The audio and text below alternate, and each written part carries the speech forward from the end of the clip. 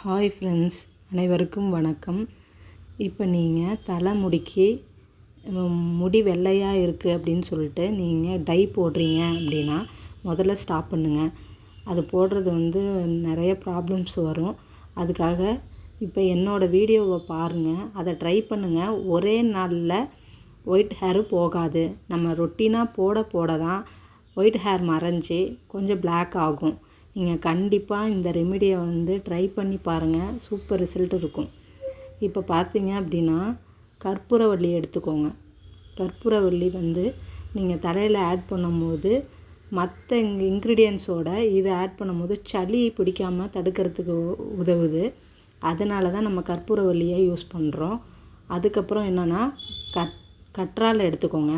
கற்றாழை நம்மளுக்கு குளிர்ச்சி தன்மை இருக்கும், உடம்புல ஏற்படும் சூட்டெல்லாம் குறைக்கிறதுக்கு உதவுது.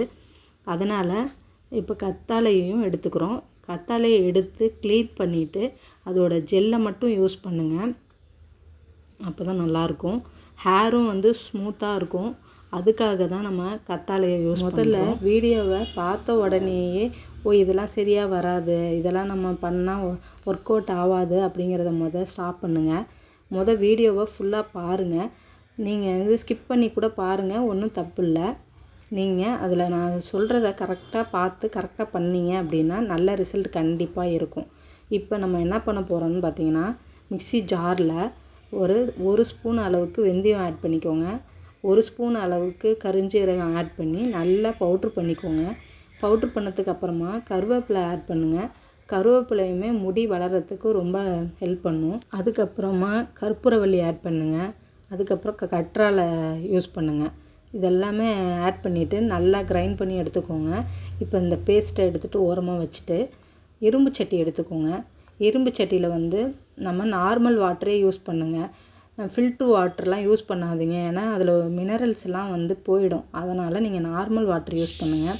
அப்புறம் ஃப்ளாக்ஸ் சீடு யூஸ் பண்ணுங்கள். ஃப்ளாக்ஸ் சீடு யூஸ் பண்ணுறதுனால நம்மளோட ஹேர் ஷைனிங்காக இருக்கும். அப்புறம் இந்த ரைஸ் ஆட் பண்ணுங்கள். ரோஸ்மெரி லீவ்ஸ், அதுக்கு அடுத்தது டீ தூளுமே அதோட டார்க்னஸ் இருக்கிறதுக்காக தான் நம்மளை அந்த டீ தூள் ஆட் பண்ணுங்கள். பேஸ்ட்டையுமே ஆட் பண்ணிக்கோங்க. நல்லா கொதிக்க விடுங்க. ஓரளவு தண்ணி 1 கிளாஸ் ஊற்றிருக்கோம் அப்படின்னா 3/4 கிளாஸ் ஆகிற அளவுக்கு கொதிக்க விடுங்க. அது பார்த்திங்கன்னா நல்ல ஜெல் பதத்துக்கு வரும். அந்த அளவுக்கு தான் பதம்.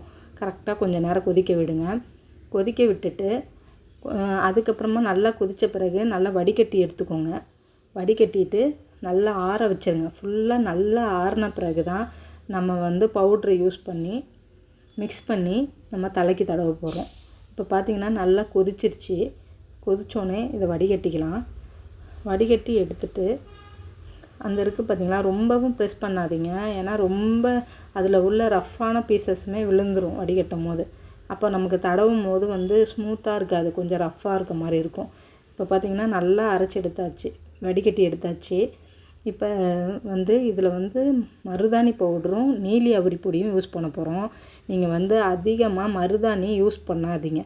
நிறைய பேர் சொல்லுவாங்க மருதாணி யூஸ் பண்ணால் நல்லா கலராக இருக்கும் அப்படின்னு. உண்மையாலுமே நான் யூஸ் பண்ணி பார்த்தேன். ஆனால் மருதாணி போடுறதுனால ஒயிட் ஹேர் ரொம்ப டார்க்காகவும் இருக்குது.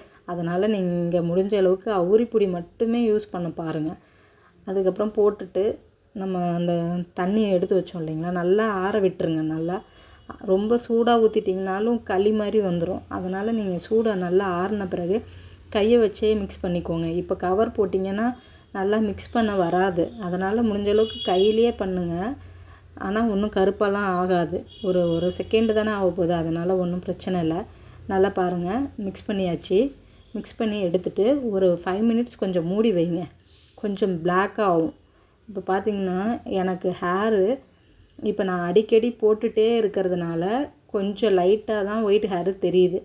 ஆனால் உண்மையிலுமே எனக்கு ஃபுல்லாகவே காதுகிட்ட பின்னாடி நிறைய இடத்துல ஒயிட் ஹேர் இருக்குது.